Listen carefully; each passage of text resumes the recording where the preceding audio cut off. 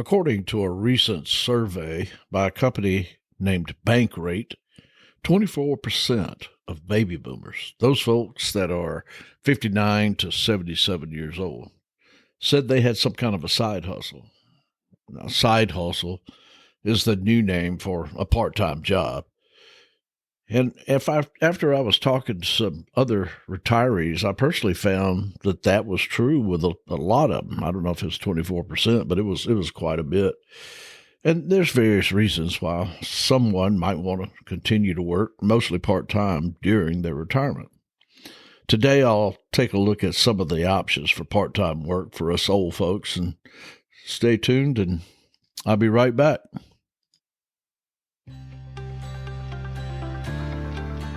Well, hello and welcome. Thank you so much for stopping by. Really means a lot to have you on board. You're at the Five Forks. I'm your host, and my name is Barry. Here at the Five Forks, we discuss topics of interest for the newly retired, those about to retire, and some topics for those that might have been retired for some time. I hope that these things that we discuss will be informative and entertaining, and I hope you check in each week to see what's new. So come along for the ride. Let's get started. Here's today's episode. You know, when I'm out and about and I'm talking with retirees who've been doing retirement for a while, each one of them talks about the need to stay active once you're retired. You know, playing golf, exercising, taking classes, crafting, and volunteering are just a few of the ways that seniors stay active. Many of us, however, will choose to work some form of a part-time job, whether that means that we do full-time hours on a shortened weekly schedule, or we just do part-time hours on some time of a full-time schedule. It all boils down to going back to work, even if it's only limited work. And there's a multitude of reasons for this. You know, many people need the extra income for some type of savings. Maybe they want to take an exotic vacation, and so it's a way to put together some money. Maybe they want to help their grandkids with their education, or maybe they just need some extra income to help ease the burden of inflation, or pay for some unexpected expense. Regardless of the reason, there's many jobs available, and it's pretty easy to find work. But you'll need to decide what type of work best fits you and the schedule you feel will not intrude too deeply on your new, more relaxed retirement life. So let me go through a few suggestions that might work for you, and these are in no particular order. Delivery driver. Now, delivery driving is one item that comes to mind, and I see seniors in my area doing this every day. Delivery driving is a flexible alternative to work, and it can be a lucrative option during your retirement. And some popular delivery driver options you could consider are food delivery.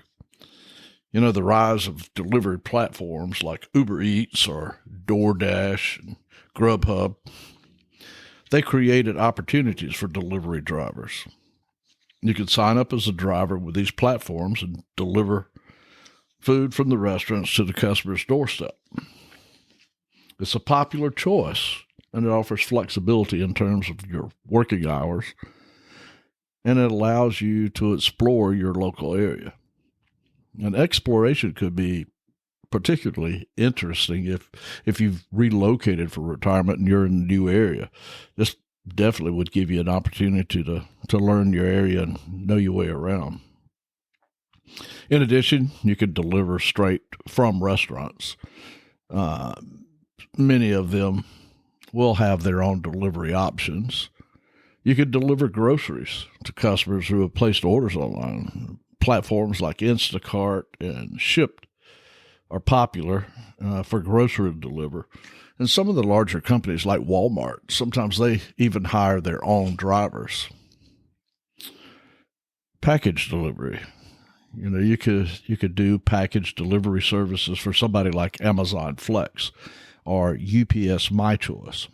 And these services typically involve just delivering packages to customers' homes or businesses in your own vehicle. You can choose your own hours You get to pick when and where you deliver. And these jobs are often filled pretty quick. And in my area, I just checked for information when I was thinking about doing this podcast on side hustles. And there's nothing available right now. People in my area, you could get on a waiting list, and when something pops up, they'll get back in touch with you. But it's a very popular side hustle for a lot of people. You could do medical and pharmaceutical delivery. A lot of companies specialize in delivering medication or medical supplies right to a patient's home. And you can explore those opportunities. You could talk to your local pharmacy and see what might be required for those kind of specialized medical delivery services. There's also medical services that pick up like blood samples or whatever and deliver them to testing labs. Most of the time, you're employed by a company to do that, and you'll face a lot more restrictions than just normal delivery, but you can still be hired and work part-time with those companies. Local delivery services.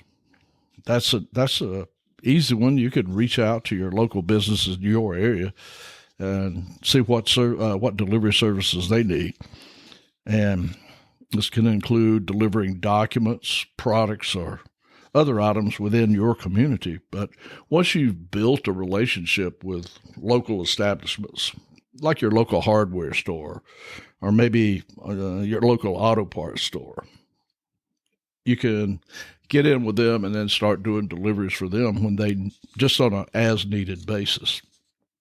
But before you start any delivery gig, you need to make sure that you research, all the requirements. You're going to have a valid driver's license. Of course, you're going to have insurance. And you're going to need a reliable vehicle.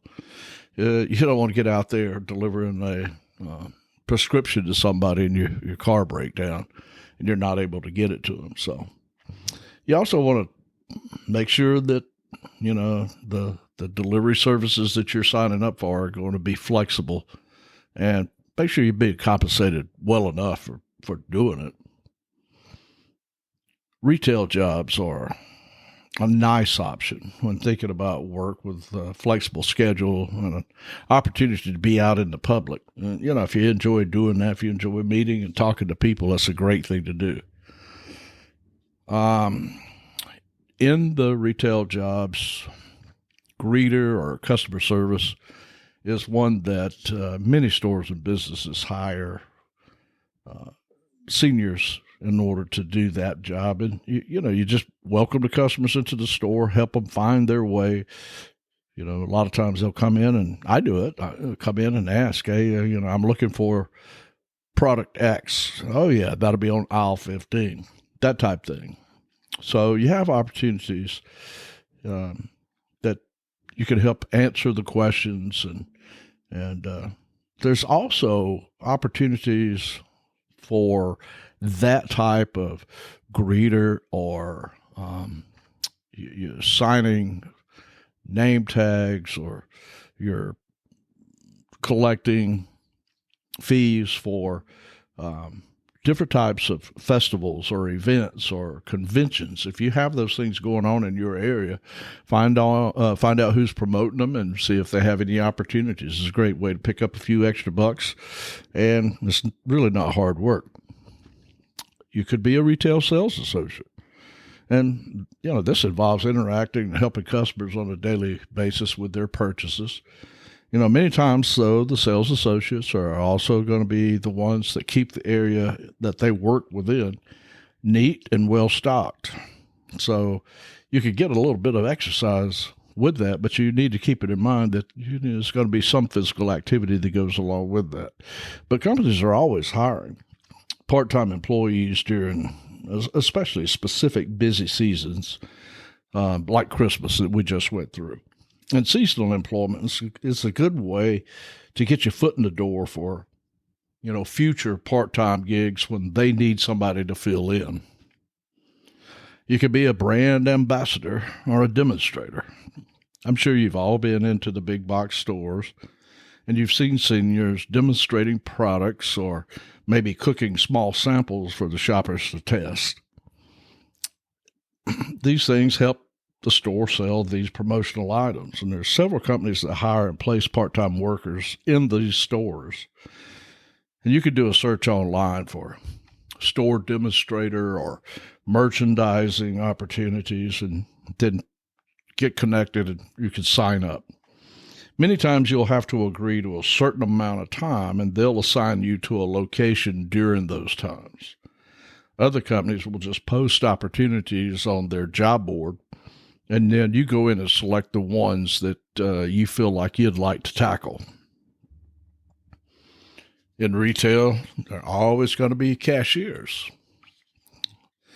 And the cashier, that involves operating the cash register and providing friendly customer service, which is another good fit for seniors who like interacting with people.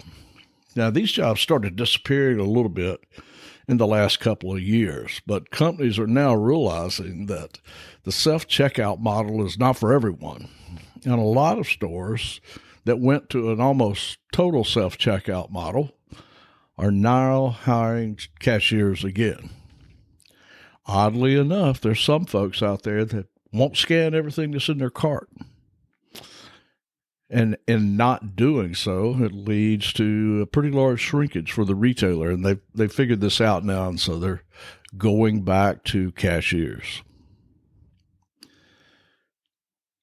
Once you decide that maybe a retail sales opportunity might be the right thing for you, then you got to go about, okay, where do I find them? And again, just about any store that you go into is going to have opportunities at some point in time. Hobby stores. Hobby stores are one of the first things that come to mind. And in our area, we have Michael's and a Hobby Lobby, both of which offer part-time jobs for seniors. And if you're familiar with crafts, this is a perfect chance to work at something that you enjoy. And then you can share your expertise with others. And also, as your customers come in and you're interacting with them, you can learn some things from them. It's a good opportunity if you're into crafts. Bookstores are another good one. If you're a book lover or an avid reader, working in a bookstore can be a pretty good fit. You get the opportunity to discuss books and authors with other like-minded people, and you can make recommendations and you can engage the readers and provide a welcoming environment. I enjoy going into bookstores, and I could sit there and pick a book off the shelf and sit and read for hours and get lost. Sometimes just enjoy handling and smelling the books. I just love bookstores. Even though I do buy a lot online, I still like going into a bookstore. Home decor or home furnishing stores. This is a great job for anyone who has a passion for decorating. They have a penchant for interior design. Helping customers find that perfect item for their home can be rewarding. If you work in some of the home furnishing and home improvement stores, you can share your passion for do-it-yourself, DIY, and help folks learn how to repair items within their home or whatever. Boutique shops are another one, and we have several in our area. And in a boutique shop, you'll be offered unique and specialized products. You have a keen eye for fashion, and if you enjoy helping customers, that special one-of-a-kind item that you have in your store or in the boutique that you're working in, could be something that's very rewarding, and it could be a right fit for you. Finding a retail sales position that you have expertise in, I think, can be pretty easy.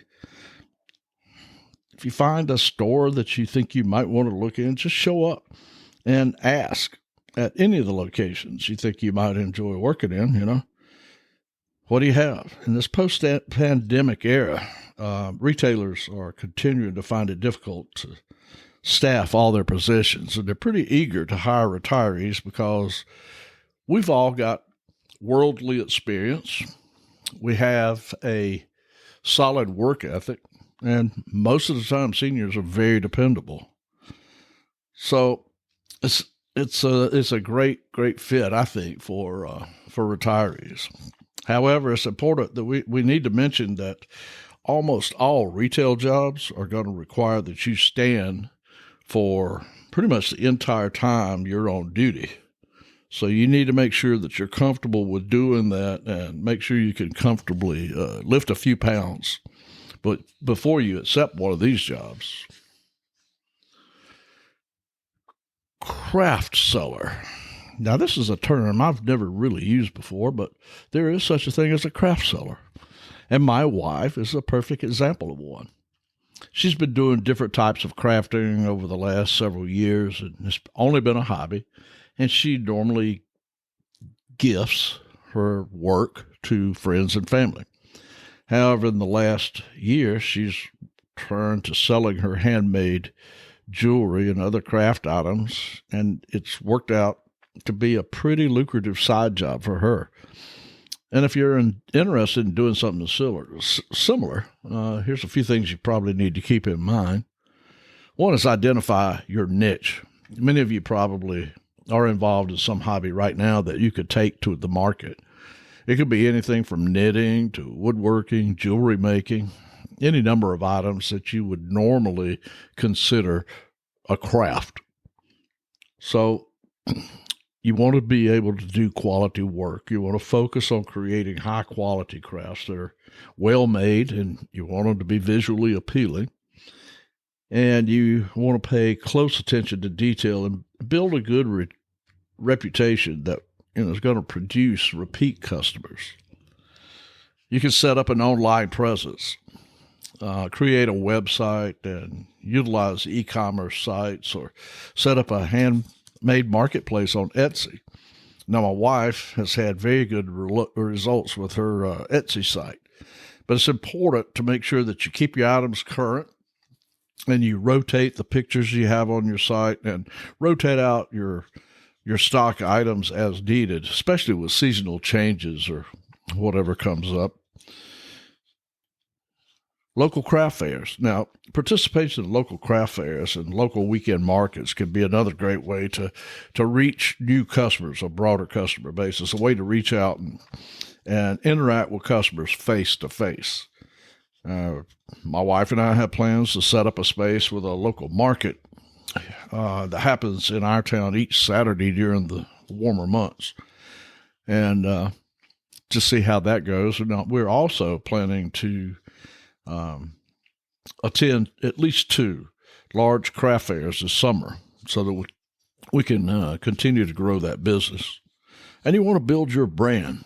Establish your brand with a unique logo or packaging that you'll use across all of your marketing materials. So brand identity is something that sets your products apart from all the others and hopefully attracts loyal customers. Another side hustle that seniors are pretty good at is tutoring. Now, tutoring is a great side hustle during retirement. Not only does it allow you to share your knowledge and your experience, but it also gives you the flexibility to work on your own terms. And you're going to need to think about a couple of things to get started, but it's really, I think, pretty easy, because once you identify your areas of expertise, once you determine the subjects or skills you excel in, you can confidently teach others. It could be academics, such as math, science, the languages, or it could be specialized skills, such as music, art, or computer programming.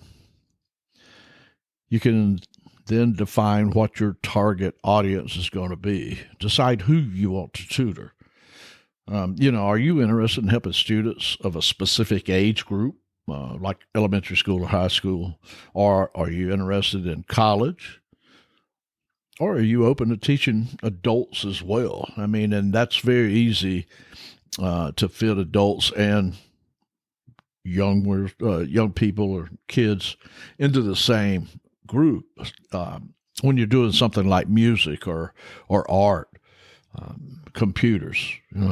We seniors are always wanting to learn. So if you broaden your audience a little bit, you can tailor your services accordingly. And you need to research the market and set your rates. Make sure that you consider your experience, your qualifications, whatever the local demand might be. And it's important to strike a balance between charging what you think you're worth and remaining competitive. You want to create a professional profile, again, maybe a website presence, but you want to build an attractive tutoring profile that highlights your qualifications, experience, and what your teaching style is like. You want to include any relevant certifications or degrees that you might have earned. Use online platforms like tutoring marketplaces, or create your own website just to showcase your services. You want to set yourself apart from others. So be sure to emphasize why someone would choose you and not the guy down the street. You want to advertise those services. You want to spread the word about your tutoring services in various ways. Reach out to local schools, colleges, or community centers that might be in your area, and let them know about your availability. And use social media platforms, online forums, things of that nature, just to connect with potential students or their parents. And you want to provide a positive learning environment. Create a comfortable and supportive learning environment where students are going to feel encouraged to ask questions and explore. Be patient. That's sometimes hard. Be empathetic and adapt your teaching methods to suit each student's learning style. You'll be pretty successful in doing it. And then after you've worked with students, ask them for their parents, ask them for a testimonial about their experience with you. There's no better advertising than that of positive reviews from people who have actually used your services. They know you. So remember, tutoring is not just about imparting your knowledge. It's about building confidence and fostering a love for learning with those that you're tutoring. Enjoy the process. Embrace the rewarding experience to help others succeed. Now, these are just a small sampling of ideas for enjoyable, lucrative side jobs during retirement. I'm sure you could come up with many more, but in my opinion, these 4 are easy to get into. They're flexible with regards to your time, and they can be enjoyable ways to spend some time each week. So I really appreciate you hanging in there to the end of today's episode, and I hope you'll join us again. Take care of yourself, and I'll be speaking to you soon. Well, that does it for today. Thanks again for stopping by, and I hope you enjoyed this episode. Please leave me a comment. Let me know how I'm doing. Like, subscribe, and follow so you'll know when a new episode is available. And share this with your friends. And if you like the content, you can always buy me a coffee. That link's www.buymeacoffee.com/@the5. Once again, you've been listening at the Five Forks. And until next time, when faced with a fork in the road, take it.